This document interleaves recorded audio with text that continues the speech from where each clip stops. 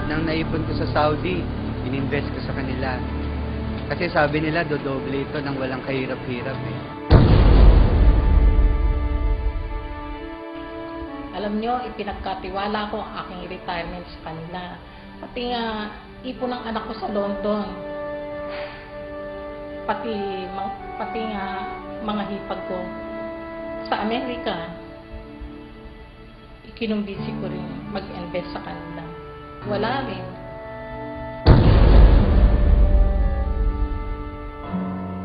Noong una, nakakapagbigay pa sila. Nakuha ko pa yung cheque na kinita ng pera ko supposedly. But after 1 year, pinabalik-balik ako. At kung kani-kanino na ako itinuro-turo. Paano na kami ngayon? Saan ako lalapit? Lahat ng pinaghirapan ng pamilya ko napunta lang sa wala. Ano nang kakainin ng pamilya ko?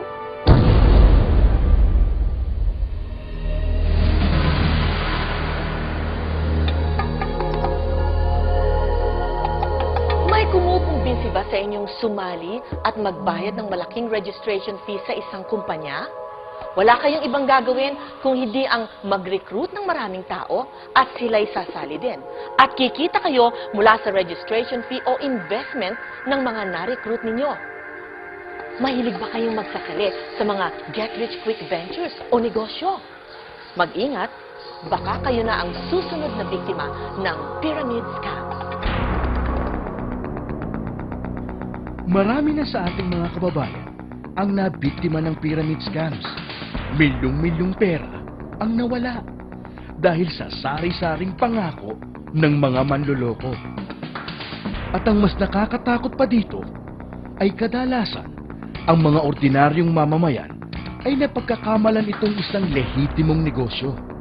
Kaya't napaka-importante na matutunan kung anong pagkakaiba ng lehitimong network marketing business sa isang pyramid scam.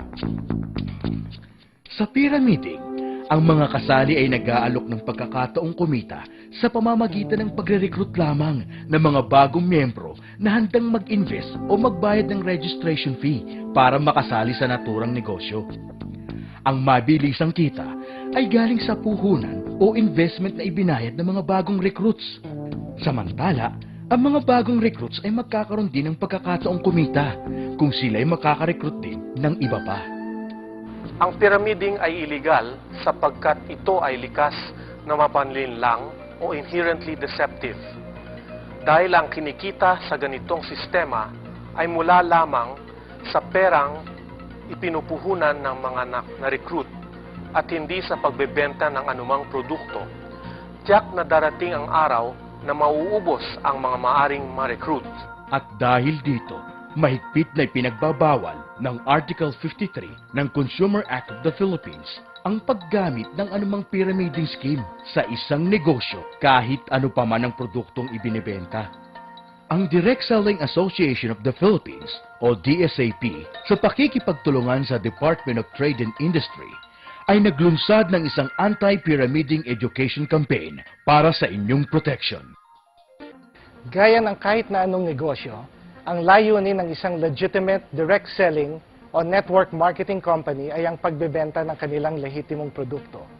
Kaya't ang ibinabayad na komisyon dito ay base sa product sales.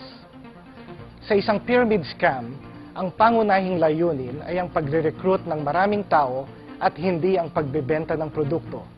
Ang Direct Selling Association of the Philippines ay samahan ng mga lehitimong kumpanya na mahigpit na ipinatutupad ang legal na compensation plans ng bawat kumpanya at nagsasagawa ng tamang paraan ng negosyo ayon sa Code of Ethics ng World Federation of Direct Selling Associations. Para mapadali ang inyong pagkilatis, kung ang isang kumpanya ay lehitimo at hindi nanloloko, narito ang 8-point test na dapat pagbasihan ng inyong desisyon. Una, may produkto bang ibinebenta? Ang mga pyramid scams ay kadalasang walang produktong binebenta. Kung mayroon man, hindi ito nangangahulugang lehitimong negosyo. Kailangan pa niyong suriin ang mga puntong sumusunod. Ang komisyon ba nakikitain ay magmumula sa pagbebenta ng produkto? At hindi mula sa registration o entry fees ng mga recruit? Kung kumikita ka sa pagre-recruit lamang at ang kinikita mo ay galing sa registration fees ng mga recruit mo, mag-ingat ka. Ito ang pinaka-common trait ng pyramiding. Ang layunin ba ng negosyo ay magbenta ng produkto? At hindi lamang ang pagre-recruit ng mga miyembro?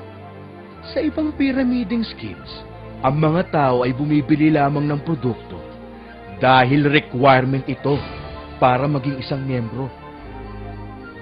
Wala bang kaugnayan ang dami ng na-recruit sa dami ng perang kikitain? Ang income o kita mula sa negosyo ay dapat manggagaling sa pagbebenta ng produkto at hindi mula sa recruitment ng mga taong nagbabayad ng entry fees. Kung sakaling matigil ang pagre-recruit, kikita pa ba ang mga miyembro ng negosyong ito? Kung recruitment lang ang pagkakakitaan, tiyak na madaling babagsak ang negosyo kapag wala ng miyembro ang nare-recruit at magbabayad ng entry fees. May protection ba ang sino mang aayaw sa negosyong ito at gustong maibalik ang perang ipinuhunan niya? May makatarungang product return policy ba ang negosyong ito? Sa punto naman ng pagpepresyo, may fair market value ba ang produktong ibinebenta? Kailangan natin suriin kung ang halaga ng isang produkto na binibenta through direct selling ay kasing halintulad ng halaga nito kapag binenta na sa mga tindahan. Sa punto ng mamimili, may sapat ba silang dahilan na bilhin ang produkto ayon sa presyo nito? Ang produkto ba ay bibilhin pa rin ng isang tao kahit hindi ito interesadong sumali sa compensation plan nito? Sa punto ng prospective member, may sapat bang dahilan na magbayad ng registration fee o investment ayon sa tangible benefits na makukuha dito? Kung ang sagot ninyo sa lahat ng katanungan ng ating 8-point test ay oo, tiyak na lehitimo ang kumpanyang lumapit sa inyo. Pero, kung ang sagot nyo sa kahit isa ay hindi, naku, mag-ingat, malamang pyramiding ang negosyong ito. Para makatiyak, sumali lamang sa isang kumpanya na miyembro ng Direct Selling Association of the Philippines o DSAP. I have been in direct selling business for the past 30 years. Dito rin nagsimula ang pagbuo ko ng isang maganda at matatag na pamilya. Ang masishare ko lang ay talagang may pera sa direct selling. At naging malaking tulong ang kinikita ko sa aking pamilya. Sa direct selling, kumikita ka sa pagbebenta ng iyong produkto. Mas malaki ang benta, mas malaki ang kita. Ang recruitment ay isang malaking bagay o tool para lumaki ang benta at kita mo. Sa direct selling, kumikita ka sa bawat benta mo at benta ng iyong recruit. Sa recruitment, dalawa ang dapat nating bigyan ng pansin. Kung ang purpose ng recruitment ay para palakihin ang benta, ito ay naayon sa structure ng direct selling.